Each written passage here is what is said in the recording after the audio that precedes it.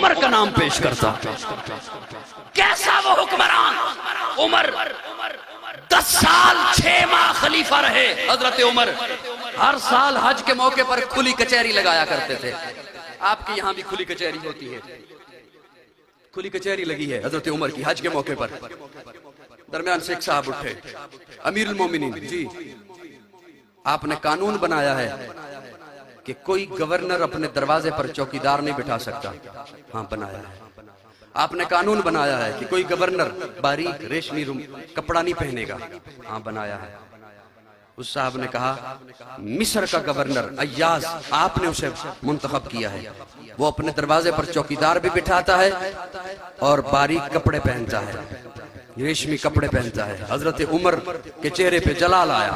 उसी वक्त पुलिस के सरबराह आईजी मोहम्मद बिन मुस्लिमा को कहा कि गवर्नर मिस्र को गिरफ्तार करके लाया जाए।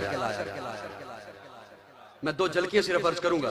गवर्नर को, वो मोहम्मद बिन मुस्लिमा मिस्र पहुंचे, देखा चौकीदार भी है, लिबास भी ऐसा ही है, गिरफ्तार किया अय्याज को, उमर की अदालत में पहुंचे।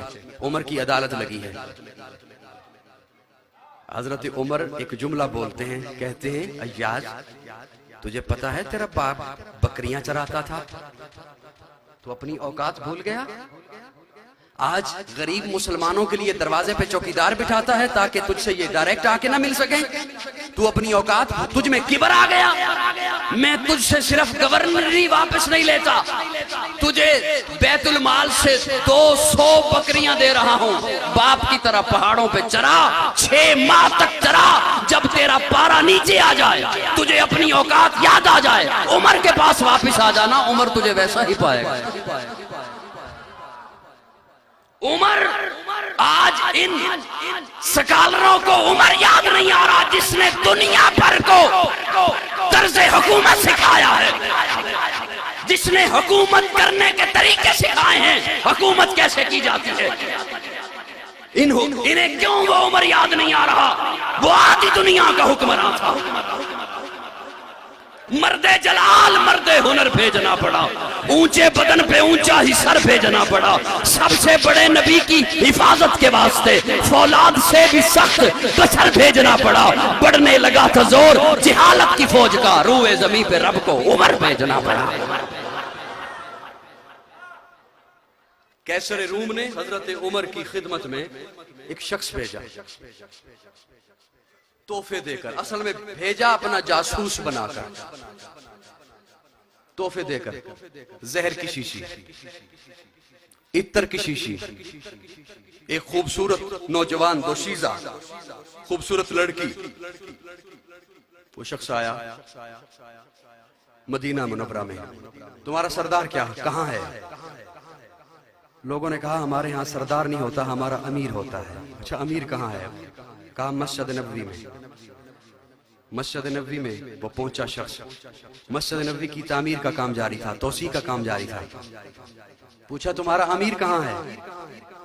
उस लोगों ने कहा कि वो जो मिट्टी का गारा बन रहा है ना, उसमें जो खड़ा होकर गारा बना बनाकर मजदूरों को तकसीम कर रहा है, वो अमीरुल मोमिनीन है। पहुंचा हजरत उमर के पास,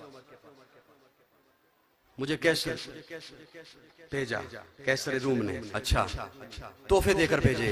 क्या तोहफा? कहा ये जहर की शीशी है, ये उसने भेजी है कि जहां उमर तेरा दुश्मन हो ना, जिस रास्ते से आ रहा, अगर वो चखे नहीं तो उस रास्ते पे गिरा दे, ये उसके जिस्म से जहर छू जाए तो वो मर जाएगा। और ये इत्तर की शीशी उसने भेजी है, जब लगा लोगे जिस कपड़े पर कई महीनों तक, साल भर तक उससे खुशबू आती रहेगी। अच्छा और ये खूबसूरत लड़की तोहफे में भेजी है। हज़रत उमर ने सबसे पहले जहर की शीशी ली, उसका ढक्कन खोला और फरमाया बिस्मिल्लाहिल्लज़ी ला यज़ुर्रु मा इस्मिही शैउन फिल अर्ज़ि वला फिस समा। वो बेहोश हो गया। वो जो कासिद आया था उसे होश आया। क्या हुआ तुझे? उसने कहा वो जहर, वो कैसर ने कहा था जिसे छू जाएगा वो मर जाएगा। हज़रत उमर ने कहा ओ पुतों के पुजारियों, ओ मिट्टी के पुजारियों, ओ मूर्तियों के पुजारियों, तुम्हें ये बताया गया है कि ये चीज मार देती है। मुझे मेरे प्यारे आका फरमा कर गए हैं कि रब न मारे तो कोई चीज नहीं मार सकती। अच्छा, इत्तर की शीशी, इत्तर की शीशी ली, उसका ढक्कन खोला और हजरत उमर उस गारे में खड़े थे, उस गारे में मिला दी।